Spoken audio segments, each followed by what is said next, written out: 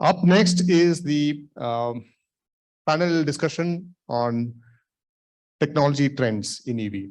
So we all know technology has been a part and parcel of our life across all businesses. So let's discuss and understand how technology is going to play a role and what are the opportunities and challenges that's going to pose here. So to take this discussion forward, we have the right techie amongst us. He is an IIT Madras alumnus and also an alumnus with IIM Bangalore. He has done his EGMP. He is also a very interesting personality, having versatile interest areas like cooking. He's an expert in chess. He's already co-founded 3 startups and running really well. In his current avatar, he is already working as a CTO with Brisa Technologies. Without much ado, let me welcome Santosh to take this moderation forward.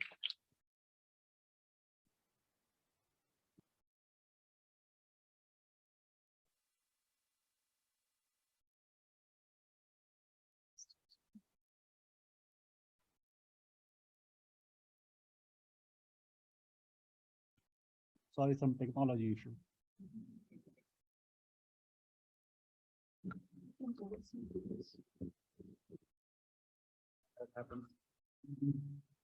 Can you hear me? Excellent. So we are going to talk about technology in business school. As it always happens, that we are running late and the pressure is going to be on technology.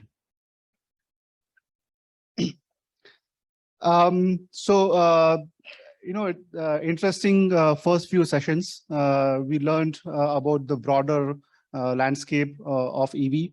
Now it's time to get into the under the hood. So we'll talk about nuts and bolts, or in this case, batteries and wires and switches. Few days ago, actually, I saw one video in which the interviewer gave a very nice analogy. So he talked about mobile phone, and he said what consumer sees is a mobile phone, but behind that there are a host of technologies. You have semiconductors, you have manufacturing, you have electronics, you have software in the form of operating system, you have app development environment, and then you have mobile towers. And the analogy is EV is quite similar. You may, or as a consumer, you may see EV in the form of vehicles, but behind that, there are a host of technologies that are going on. And thankfully, today we have a panel with a varied experience in different technologies within EV. So let me start by inviting Hitesh Garg. Hitesh, please. So Hitesh is a senior director and general manager at NXP. He's also the site head. He has 25 years of experience in analog mixed signal product development, and his teams in Netherlands and India design differentiating products in the area of security, connectivity, ADAS, and in-vehicle networking. Welcome. The next speaker, we have Ravi Kiran Nanaswamy. Ravi Kiran, welcome. So Ravi Kiran is the CEO and co-founder of Numosity, which is now part of ABB. So congrats, Ravi Kiran. Ravi Kiran has 27 years of experience and he's a serial entrepreneur. Apart from doing the entrepreneurship, he's also global president of IEEE Technology and Engineering Management Society. And he's also a charter member of TIE. Our third panelist, Sirish Bachu. Welcome, Sirish.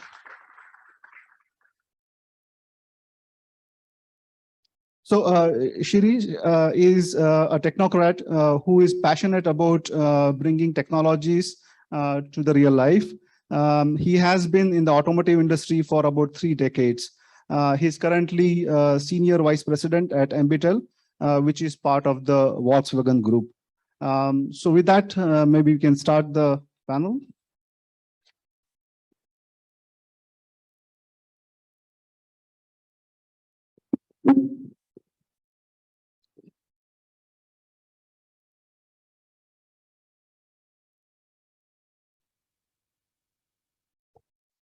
I think we'll have to live with this too.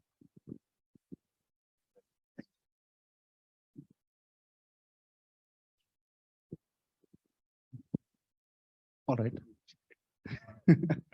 Okay, I have been discussing with the panelists during last few days to get to know them and also exchange some ideas, and was talking to Hitesh about the ecosystem. So Hitesh, just recollecting our conversation, that it looks like a coincidence that number of technologies are emerging together along with EV.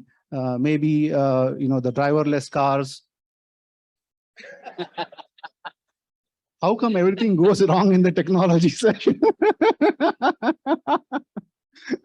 Okay, that's one more technology. Was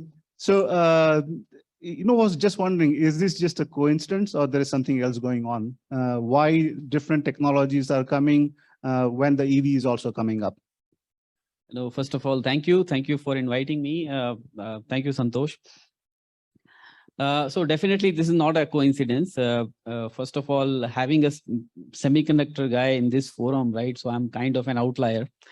But at the same time, I refer back to what Ramashankar say in the beginning. So the things are changing, right? So earlier there was OEM, tier 1, tier 2, and then we were like component manufacturers. But that order is completely changing. So now the OEMs are coming to us, which are semiconductor manufacturers. So they're asking, okay, what's cooking in your kitchen? What is that we can learn from you? What innovations that you guys are driving, right? Be it in the autonomous driving, be it into Ethernet connectivity. So I think things are changing and changing for good. And EV is a big enabler. That's what I would say, and probably start the discussion with. Yeah, fantastic. Ravi Kiran, coming to you.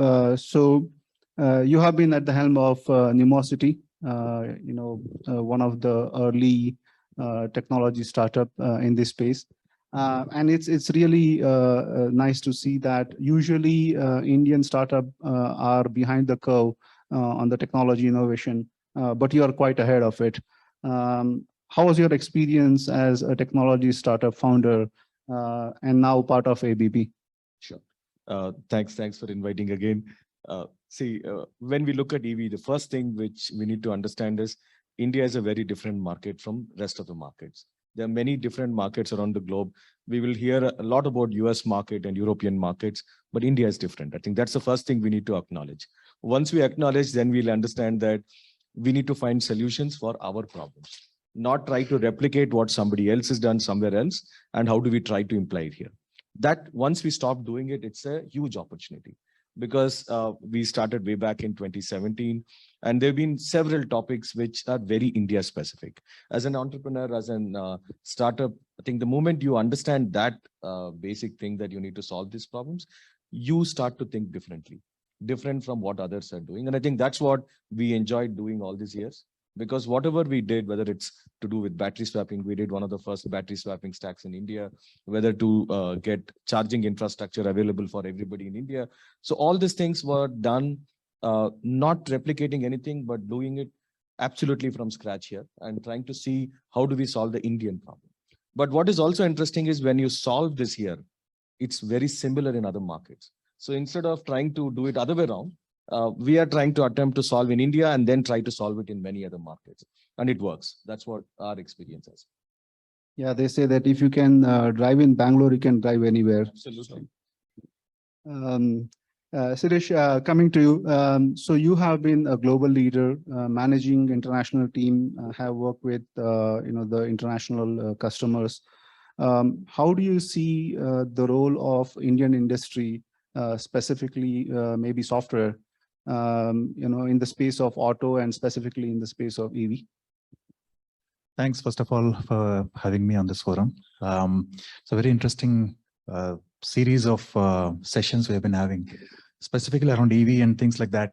See, one very important aspect, what I have been trying to evangelize is about the importance of software in this entire automotive industry, because everything else is a given. I mean, there's a lot of emphasis on the power, on the body, on the chassis, on the technologies around the batteries and things like that. But then what needs a specific focus, and which is now growing, is that how the software is shaping up the entire automotive industry.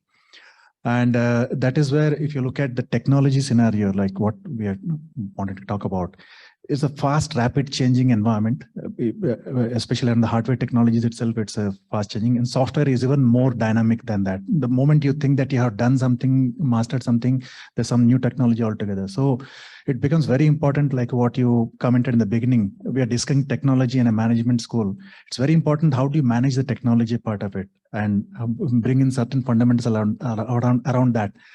Having said that, my experience having worked with Bosch for a very long time as a tier one, I also had the opportunity to work with Mahindra for around 5 years, 5.5 years, where we did many industry firsts in terms of bringing the connected platform to India, autonomous tractor, especially in the farm area and things like that. And later I had a chance to work with Ather for about 2 years, where I was responsible for the entire software, not only the vehicle part, but then the Ather one, what you're seeing today, and how do we stitch the systems together, especially when you're talking of the customer interface, the business side of it, the entire vehicle and the control part of it, how the vehicle works, and then linking it with the manufacturing, because manufacturing also, there's a lot of industry 4.0 and IoT you're talking about. How do you stitch these things together so that it becomes it brings a much more value to the OEM, number one, and also a delightful experience to the end customer, which is what is already proven. Ather, you see, that's why it is very popular now among the customers. So this is the power of software which comes across, and unfortunately, it is taken as granted, saying that, yeah, everything else is there, but emphasis for the software and importance, what is required to bring the right talent, the right competency. I think that's what I want to advocate more and more, number one. And as earlier, if you look at the software, which used to be only support only, it is now becoming an integral part. You talk of a control of a vehicle, you talk of a convenience in a vehicle, you talk of a connected now, everything. Ramashankar told that everything has to be connected, EV has to be connected. Otherwise, you don't have value, you don't have data, you don't have insights, you can't delight the customer. So that becomes very integral part. So it's a very critical part, and yeah, that's where I. Thank you. Yeah, software is critical, and of course, the contributes to user experience. And just to add to that, I mean, now I'm part of MBTEL, which is a part of VW Group. And VW has taken a global initiative, being such a giant OEM in the world, to create a separate organization called CARIAD. It's a software-only organization with the intent that this organization caters to all the brands within VW, Audi, Porsche, the incumbent VW, Skoda, everybody, and uses this common software as a platform so that the time to market can be optimized, costs can be optimized, the customer experiences can be harmonized, and then unique experiences can be created over on top of this. And this is a big, big initiative. I think OEMs across the world will follow this suit, and you can see the shift, how the scales are shifting in this direction. Josh, maybe if I can add a line. Absolutely. Just to add on to what Shirish is saying, we are a pure software company. So when we started, a lot of people told us there is no play for you. This is an automotive world. We don't come from the automotive world. I come from the telecom side. So we were very categorically told by everybody that you don't have a play here. 5 years later, we are actually showing that we are absolutely essential for the EV ecosystem to run. And that has been proven now, whether it's inside the vehicle, charging infrastructure, you take anything, you need software. I think that's kind of proof. So kind of agree with what Shirish is saying. Yeah, no, I agree. So Hitesh, looks like it's going too much towards software. So let's talk about hardware. We also heard from the previous conversations that the cost is going to be a big factor. Supply chain equally is going to be a big factor, especially in countries like India. Not limiting to semiconductor, but just semiconductor electronics, companies like NXP, what are we doing to ensure that the cost sensitivity is considered, and maybe Make in India is further promoted? No, absolutely. I think we are taking a huge step in that direction, and cost problem are there, supply chain problems are there, but those are getting better. So, and probably it was kind of a wake up call for all of us that we need to look at this supply chain in this manner. So COVID probably triggered this, but I think we will be solving those problems. Maybe it will not be there from 3 to 4 years. The second point that you touched upon about cost sensitivity. So I think we are working on the local for local. So there was discussion about, okay, we have not made much step into DC to DC converters or into BMS. So those kind of solutions that we are building, especially for the two-wheeler market in India. And I think coming back to my original point of EV is kind of a big enabler, right? So when we sell EV, the people are not looking just for an electric drive. They are looking for opportunity. They are looking for options. So kind of Tesla sold a dream, Ola sold a dream, right? So we are the one who are kind of realizing those dreams. So we as a semiconductor supplier, right, we are helping. How can we build ADAS solution? How can we build the connectivity solutions? And there's a new concept which is coming, and where Shirish's point on software is very, very valid and key. So there is a digital twin that we are talking about of the car. That's a like your car, they will have a digital twin in the cloud. So whatever experiences that the car will have while driving, it'll all be stored. So AI plus ML plus having the cloud. So that's going to be the reality. If you're driving your car from here to Goa, whatever experience the car takes, probably it will store in the cloud. Fantastic. So we are agreeing that, you know, the boundaries between hardware and software are just disappearing.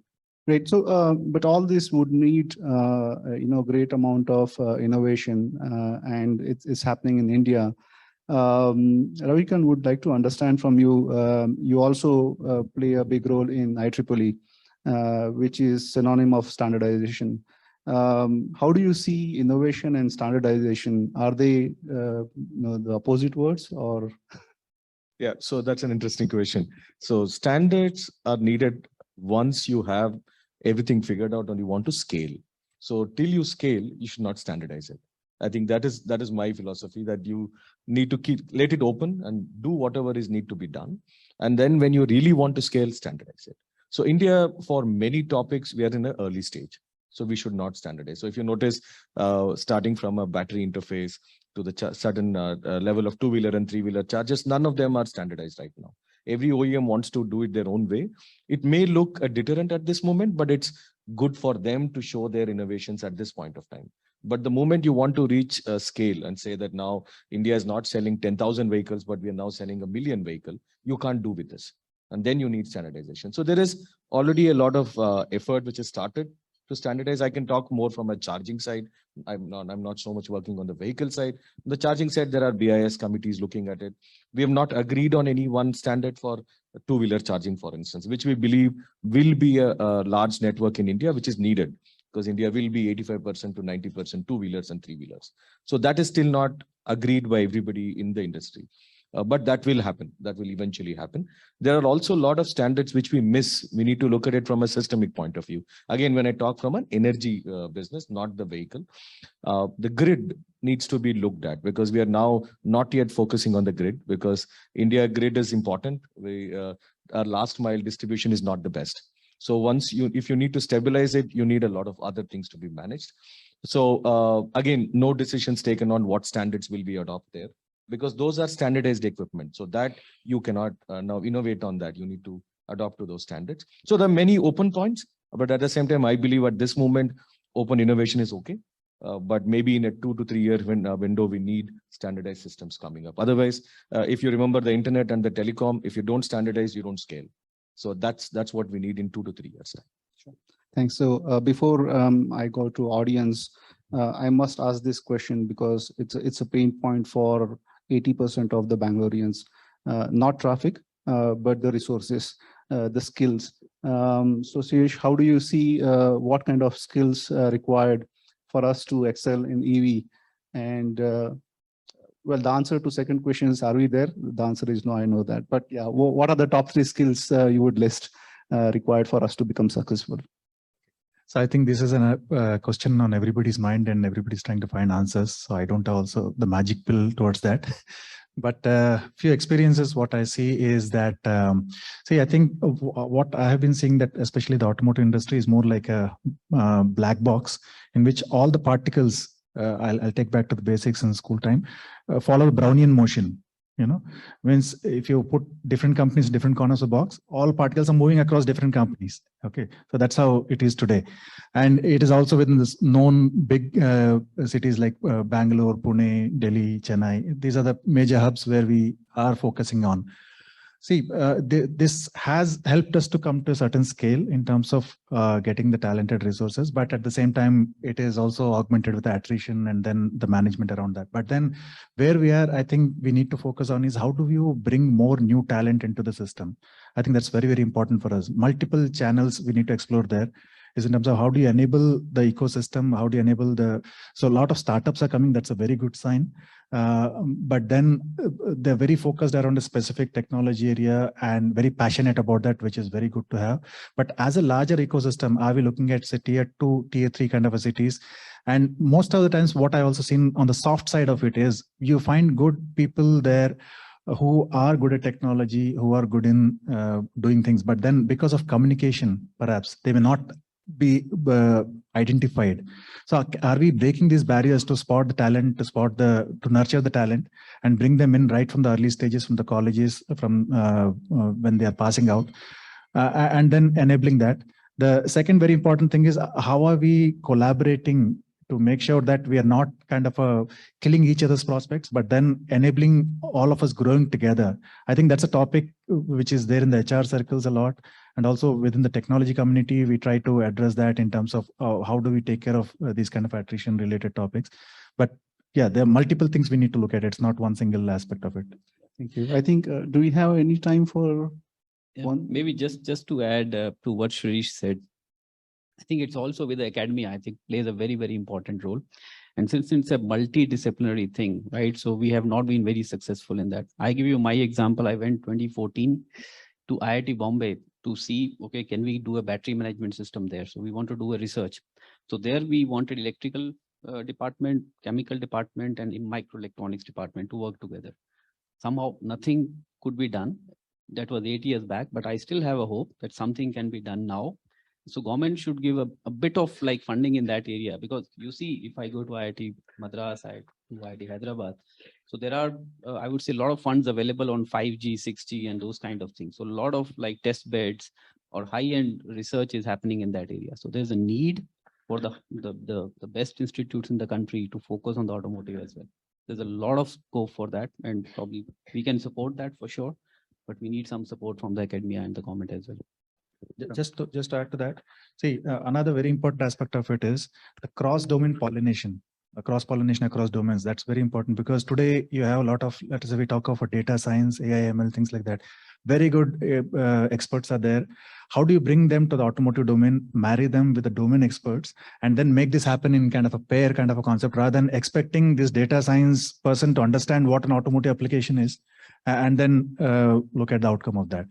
I think this cross-pollination should be also very seriously taken here. Yeah. Thank you. So I think we can, under time pressure, but we will call it development done. As far as the demo and public questions are concerned, we can take it over the coffee and tea. Fantastic conversation, and I thank you for giving the directional, views, because it's difficult to really go down to the details in 30 minutes. But thank you for giving the broader directions. Thanks. Thank you.